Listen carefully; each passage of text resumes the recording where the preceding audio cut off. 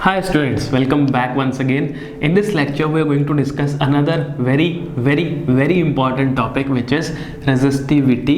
और इसका सिंबल है, इसको क्या बोलते हैं, रो बोलते हैं, रो। रेजिस्टिविटी का सिंबल है, इसे ऐसे ड्रॉ करते हैं, ऐसे बनाते हैं, इसको क्या बोलते हैं, रो बोलते हैं। ठीक है, रेजिस्टिविटी की एग्जिस्टेंस कहाँ से स्टार्ट हुई, कहाँ से आया ये, ठीक है। तो ये समझने के लिए हमें कहाँ जाना पड़ेगा, factors on which resistance of any material depends.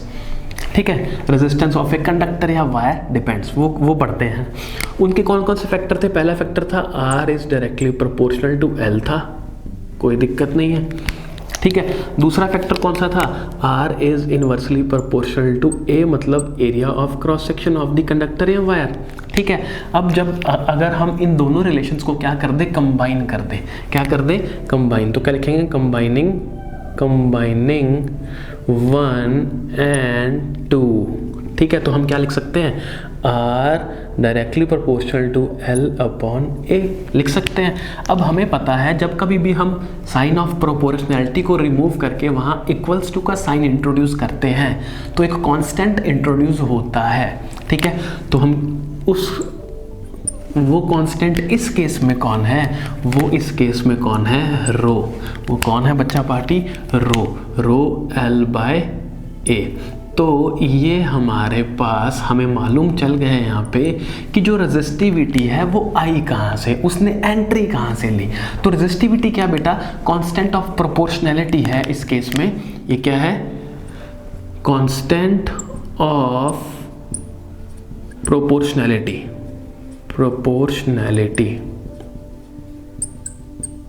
और इस कांस्टेंट ऑफ प्रोपोर्शनैलिटी का नाम ही क्या है, रेजिस्टिविटी। ठीक है, तो हमने देखा रेजिस्टिविटी जो रो है, जो कि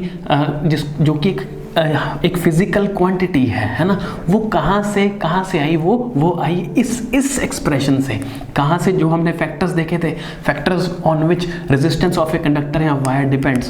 पहला फैक्टर लिया, दूसरा फैक्टर लिया, दोनों को कंबाइन किया, साइन ऑफ प्रोपोर्शनलिटी रिमूव किया, तब जाकर ये कांस्टेंट जिसको हम क्या बोल रहे हैं, रेजिस्टिविटी या रो बोल रहे हैं, तब जाकर इसने एंट्री ली है। ठीक है, तो रेजिस्टिविटी क्या है, रेजिस्टिविटी वो कांस्टेंट ऑफ प्रोपोर्शनैलिटी है जो इस केस में हमें मिलता है। इसको हम स्पेसिफिक रेजिस्टेंस भी बोलते हैं, ऑल्सो नोन